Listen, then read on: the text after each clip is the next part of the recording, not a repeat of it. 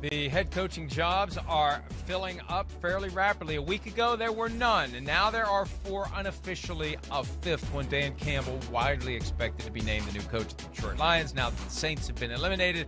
But the Jaguars have Urban Meyer, Jets, Robert Saleh. The Chargers, as of last night, announced Brandon Staley, the Rams defensive coordinator, and finally the Falcons have hired Arthur Smith, the Titans offensive coordinator. I was surprised, Chris, by the Chargers move Me for too. a couple of reasons. Yes. First of all, there were multiple reports that it was going to be Brian Daboll, that they were waiting for Brian Daboll to become the head coach. And maybe they thought, you know what, there's going to be some sort of a Bob Lamont. He's the agent who represents a bunch of coaches, GMs, etc., pulling the rabbit out of the hat and getting Brian Daboll to Houston because he represents Daboll, he represents Nick Caserio, and he represents Jack Easterby. Maybe the Chargers were afraid that something like that was going to happen. I don't know. Because, look, Brandon Staley, I'll give him props. He was the John Carroll defensive coordinator in 2016. He's had a meteoric rise. He clearly knows what he's doing. I don't want a revolving door of offensive coordinators for Justin Herbert. I don't want it.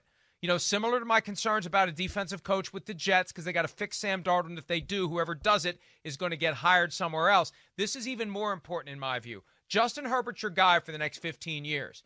And he's going to get offensive coordinators, head coaching jobs because of just his performance. People are going to hire the coordinators because of Herbert. His reward is going to be, now I got to work with a new coordinator. Why not hire an offensive coach like a Sean Payton, Drew Brees combination where you don't have to worry for 15 years about the offensive brain being pulled away by some other team? That's what concerns me in this hire. And Brandon Staley may end up being the next Vince Lombardi, but that's what concerns me because you're gonna have new offensive coordinators every 2 or 3 years, or maybe every year if it goes well for the Chargers. No, well, listen, you're right. That's a real thing there. Certainly, there's no doubt. I don't. They're going to put their trust in Brandon Staley, who probably has made them feel like, hey, don't worry, I'll hire the right offensive coordinator the next time around. I know what it takes to have a good offense or what it is. He's obviously made them feel comfortable about that. Maybe they also felt like, hey, Justin Herbert, Shane Steichen, I want to make sure I say his last name the right way. The offensive coordinator of last year, hey, listen, they did do some good things on the offensive side of the ball.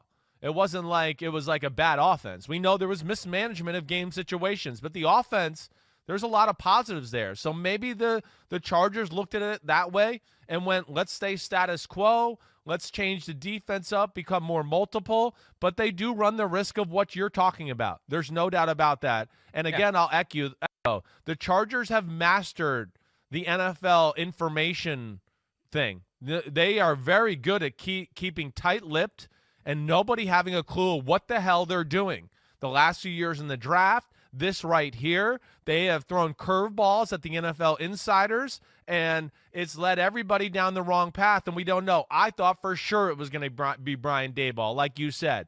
First off, there's a relationship between him and Tom Telesco, and all the reasons you said made sense, and I would have liked to have seen that. But Brandon Staley is a rising star. There's no question.